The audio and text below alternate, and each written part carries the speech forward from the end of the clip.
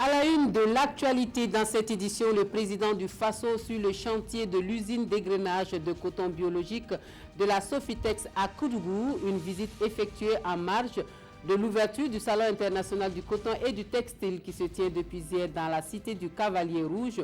On voit cela dans quelques instants. Aux États-Unis, le candidat de Donald Trump à la Cour suprême, Brett Kavanaugh, désormais accusé d'agression sexuelle par 3 femmes, se défend au Sénat lors d'une audience publique retransmise en direct à la télévision du Burkina. On vous en parle en fin de journal. Bonjour, merci à tous de nous rejoindre pour l'information de la mi-journée sur la télévision du Burkina. Un très bon appétit à vous qui êtes à table.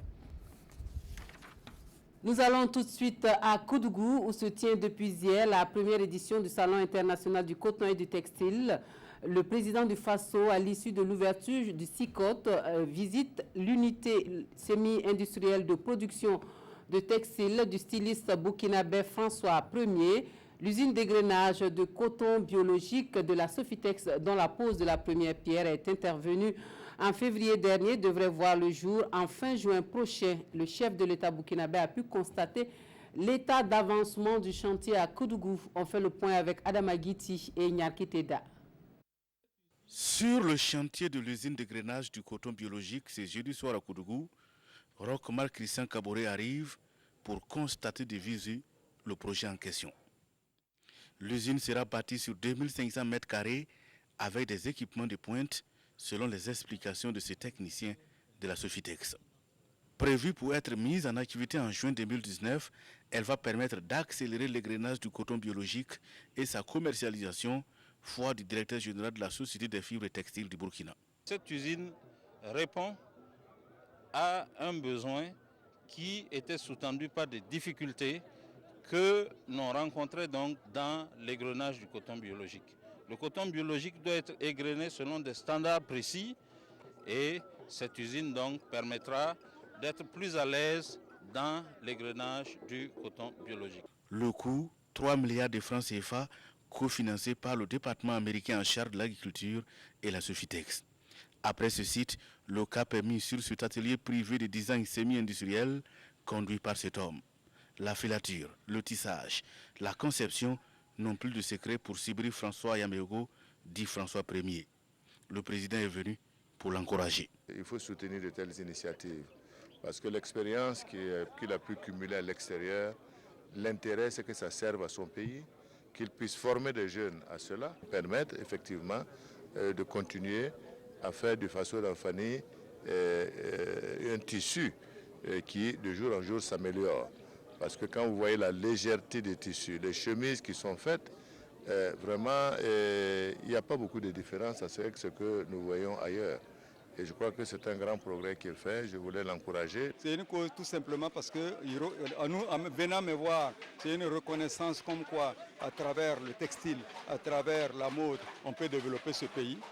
Donc moi je pense que vraiment je suis content. Cette entreprise, François Ier la doit en partie au Fonds de développement culturel et touristique qui salue l'œuvre réalisée par le promoteur. Le SICOT 2018 c'est aussi des conférences et des panels sur la thématique de la transformation intégrale du coton. L'accélération du processus de transformation est évoquée avec plusieurs experts nationaux et internationaux à la conférence inaugurale ce matin à Koudougou. Le compte rendu avec Lassina Ouattara et Ruth Bini Ouattara. Accélérer la transformation du coton en Afrique, un impératif pour accroître les revenus et parvenir à une croissance économique. Et pour y arriver, l'industrialisation s'impose comme alternative. C'est de la matière première en fait qu'on retrouve sur le marché international, qu'on transforme malheureusement à l'extérieur et qu'on revend finalement sur le marché africain. Mais le défi majeur, comme on l'a dit, c'est vraiment de pouvoir le transformer. Mais pour moi, un défi encore plus grand que la transformation, c'est l'accès au marché. Sur le podium pour ce thème inaugural, 5 experts vont dans leur communication ressortir les acquis d'une industrialisation effective, mais aussi les prérequis pour son existence. Il s'agit pour ces derniers d'une utilisation des énergies renouvelables, de l'augmentation des superficies cultivées, d'une main-d'œuvre qualifiée dans sa spécificité, d'un développement des infrastructures, d'un environnement économique fiable ou encore de partenariats solides. L'UEMOA se présente aujourd'hui comme une exportatrice majeure depuis 2010 en sus des pays développés avec 613 000 tonnes pour le Burkina Faso et plus de 700 000 tonnes pour le Mali. On a une route du coton, on a des pays du C4. Je pense que c'est très important de pouvoir regarder cette intégration régionale et surtout sur l'avènement de la zone de libre-échange en fait, qui vient d'être établie en Afrique. Donc je pense que le coton aussi c'est un bon point de démarrage en fait pour initier cet échange intra-africain et rester dans l'esprit One Africa, One Market. Pour le cas spécifique du Burkina, les exportations du coton brut se chiffrent à 450 millions de dollars et devraient atteindre en termes de produits finis 50% de la valeur ajoutée pour les fils, 75% pour les tissus et 90% pour les vêtements, soit 4,5 milliards de dollars. Un appel à l'investissement domestique et externe est lancé, mais le plus grand défi pour les pays en quête du marché reste le respect de l'identité culturelle alliée à la conformité aux normes internationales. Voilà, autre chose maintenant et on parle politique avec le groupe Burkina qui tient cette deuxième journée parlementaire de l'année 2018 à Dori. Le sujet principal à l'ordre de jour de ces journées de réflexion, la loi électorale sur la cérémonie d'ouverture. Nous suivons le compte-rendu de Bouré Makane, Pinidier Nyanou et Lazare Sanou.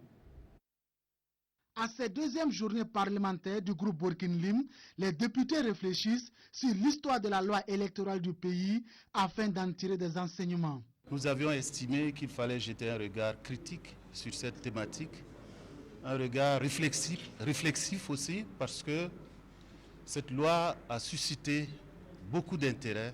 Cette loi a fait couler beaucoup de salive dans ce pays et nous avions estimé qu'il était opportun de regarder avec l'évolution de notre pays, l'évolution politique de notre pays, comment cette loi s'est comportée depuis les années 91 jusqu'à maintenant.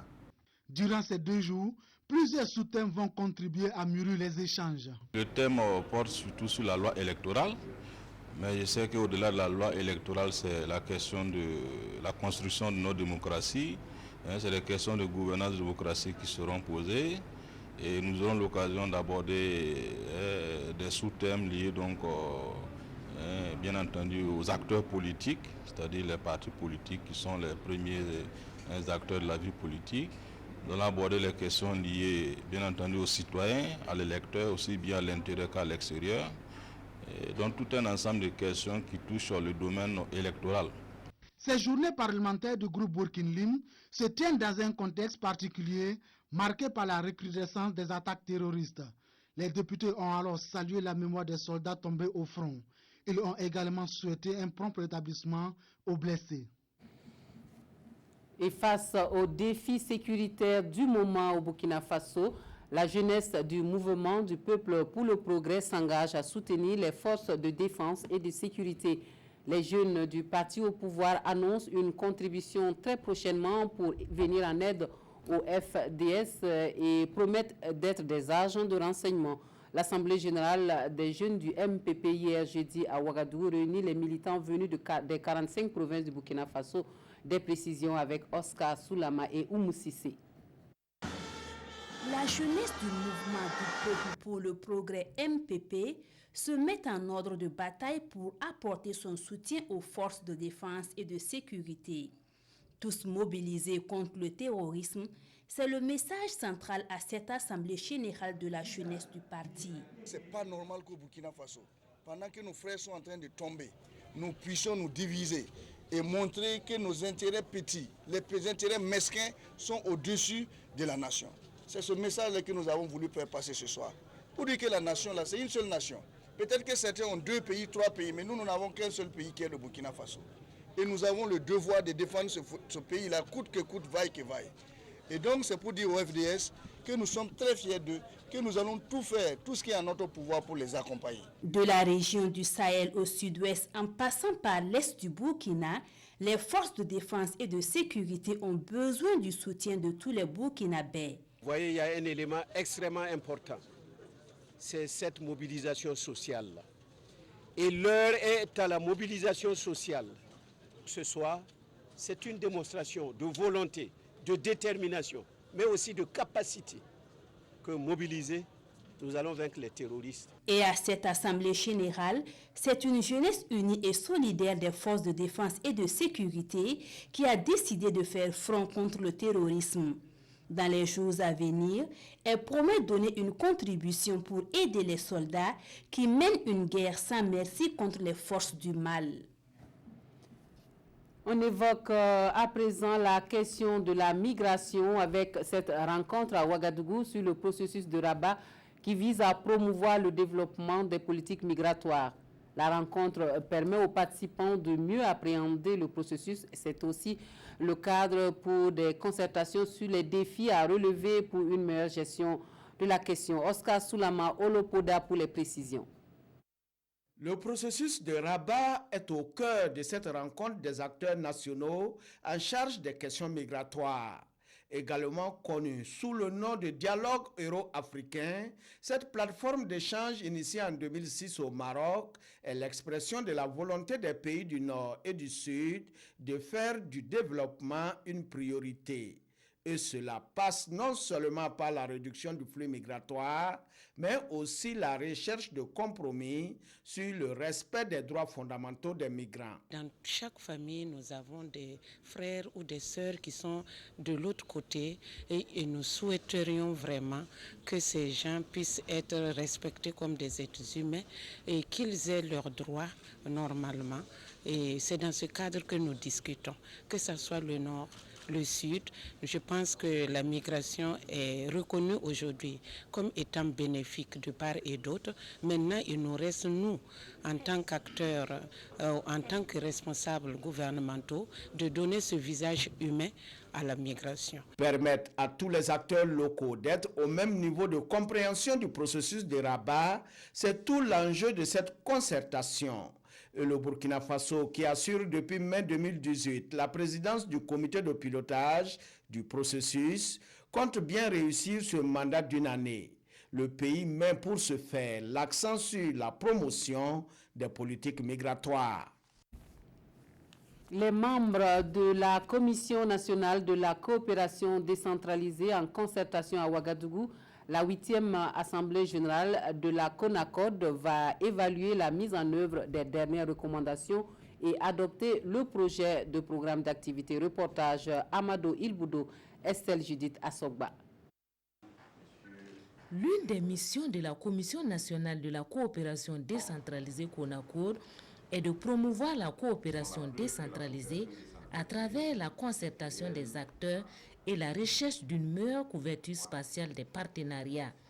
Pour la 8e fois consécutive, les acteurs intervenant dans le domaine se retrouvent dans la capitale burkinabé.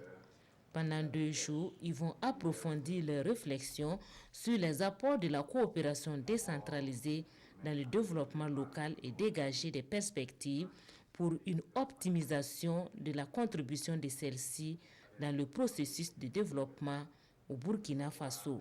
La conférence qui s'ouvre ce matin va faire dans un premier temps le point de recommandations issues de la dernière, de la 7e conférence, et ensuite il y aura des communications qui seront animées par des élus locaux et certainement de nouvelles recommandations vont être prises et pour permettre d'orienter cette coopération décentralisée là. Et pour nous, au niveau de la ville de Ouagadougou, c'est une grande opportunité parce que nous recevons à partir du 29 le président de la métropole de Lyon qui vient pour justement discuter de coopération et discuter des accords qui nous lient. Coopération décentralisée et développement local, état des lieux et perspectives est la thématique retenue à cette 8e Assemblée générale. Un mot de santé et nutrition dans ce journal avec l'ONG Progetto Mondo qui fait le point des bonnes pratiques d'alimentation des enfants de moins de 5 ans aux acteurs de la santé nutritionnelle dans le cadre du projet de lutte contre la malnutrition en vue d'en tirer des leçons pour les interventions futures. Le projet vise la réduction de la prévalence de la malnutrition dans les districts sanitaires de Dano et Diebougou dans le sud-ouest. Reportage à Moussa Ouedraogo et Messolange Djigma. L'ONG italienne Progetto Mondo égrène ici les bonnes pratiques dans la prise en charge de la malnutrition aiguë et chronique dans le cadre du projet sur les chemins de la santé. Ce projet qui touche 13 communes des provinces du Ioba et de la Bougriba dans le sud-ouest vise à renforcer la gouvernance des communes et la résilience des communautés à travers la formation et la sensibilisation. C'est en fait revenir sur ce que c'est les bonnes pratiques alimentaires pour les mamans, pour les enfants de 0-23 mois, les enfants 0-59 mois. Donc, revenir à ce qui sont les bouillies qui puissent avoir une autre valeur nutritionnelle à base de produits locaux. Après 3 ans et demi d'exécution dans 150 villages de la région, le projet a permis de réduire la prévalence de la malnutrition chez les enfants de moins de 5 ans, qui passe de 14% en 2013 à 10,5% en 2017 dans le Yoba et de 13,7% à 8,3% dans la Bougriba, selon le premier responsable de la région. Je retiens d'abord que l'ONG Progetto Mondo est intervenue dans la région qui avait le plus besoin de cette intervention. Parce que c'est la région où la malnutrition aiguë et sévère est le plus élevée dans notre pays. Je retiens aussi que la population cible, à savoir les enfants de moins de 5 ans, par cette intervention, sont en train aujourd'hui de regagner de la santé, des forces et des vigueurs. Je retiens aussi que dans le cadre de l'exécution de ce projet pendant les 42 mois, l'ONG s'est attelée à apprendre les bonnes pratiques aux communautés. Le projet a été financé par l'Agence italienne pour la coopération au développement. L'actualité étrangère nous conduit aux États-Unis où Brett Kavanaugh clame son innocence.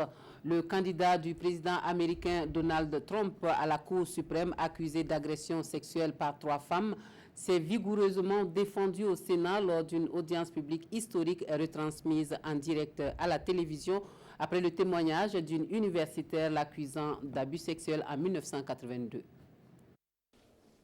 C'est avec une émotion non dissimulée que Christine Blasey Ford a témoigné jeudi devant le Sénat américain. Cette chercheuse en psychologie de 51 ans accuse le juge Brett Kavanaugh de l'avoir agressée sexuellement dans les années 80 lors d'une soirée entre lycéens. Avec précision, celle qui était terrifiée à l'idée d'exposer publiquement son traumatisme a décrit la scène qui a radicalement changé sa vie. J'ai cru qu'il allait me violer. J'ai essayé d'hurler pour demander de l'aide. C'est alors que Brett a mis sa main sur ma bouche pour m'en empêcher. C'est ce qui m'a fait le plus peur et ce qui a eu l'impact le plus durable sur ma vie. Je n'arrivais plus à respirer. Je me suis dit que Brett allait me tuer accidentellement. Il aura fallu de très nombreuses années pour que l'universitaire arrive à raconter son traumatisme, paralysé par la peur et la honte, jusqu'à ce que l'on parle de la possible nomination du brillant magistrat à la Cour suprême. Les victimes d'agressions sexuelles devraient pouvoir décider quand et si elles rendent publiques leurs expériences personnelles. Alors que la date se rapprochait, j'étais face à un choix terrible. Est-ce que je partageais les faits avec le Sénat et me mettais, moi et ma famille, sous les feux des projecteurs? Ou est-ce que je préservais notre vie privée et autorisais le Sénat à prendre sa décision sans connaître toute la vérité sur ses comportements passés? La réaction de Donald Trump est très attendue, lui qui a annoncé pouvoir encore renoncer à son candidat. À lire dans les quotidiens burkinabés la marche meeting de l'opposition de demain, le Salon international du coton et du textile et la dernière évolution des archives françaises sur l'affaire Thomas Sankara. Vincent Kendrebogo feuillette les journaux pour nous.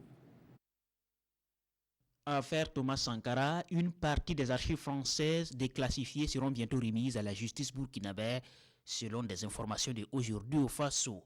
Le journal rappelle que le président Emmanuel Macron, lors de son séjour à Ouagadougou, avait promis que tous les documents produits par les administrations françaises pendant la révolution burkinabé et après l'assassinat de Thomas Sankara seront déclassifiés et remis à la justice burkinabé. Un an après, les choses semblent avoir bougé, note de journal. Salon de coton et textile, transformé localement l'or blanc, titre citoyen. Nous achetons des chemises à des prix exorbitants dont les coûts sont liés au marché mondial. Déclaration de Roch Christian Kaboré, tout Paris de son traditionnel Faso d'Anfani. Il faut que nous soyons maîtres de nos matières premières, ajoute le président du Faso. C'est d'ailleurs l'objet du CICOT qui a donné 72 heures aux acteurs pour débattre des préoccupations de la filière coton, selon Aujourd'hui au Faso. Débat autour du thème de la transformation intégrée du coton, facteur de création d'emplois et de richesse. Et c'est jusqu'à 28 pays à travers le monde qui prennent part à ce rendez-vous, parrainé par le président de la commission de l'UEMOA qui souhaite lui aussi une transformation locale de la production dans l'espace communautaire. Marche meeting de l'opposition politique, c'est demain. Une journée de collecte de fonds en prélude pour soutenir la lutte contre l'insécurité à la une du journal Le Pays. Les consignes du comité d'organisation, c'est dans l'observateur Palga, et la pression sera encore plus forte si les choses ne s'améliorent pas, selon Zéphirin Diabré, dans le journal Le Quotidien. Et c'est bon pour la démocratie, écrit Aujourd'hui au Faso. Fin de ce journal. Merci de votre attention. Très bon après-midi à tous.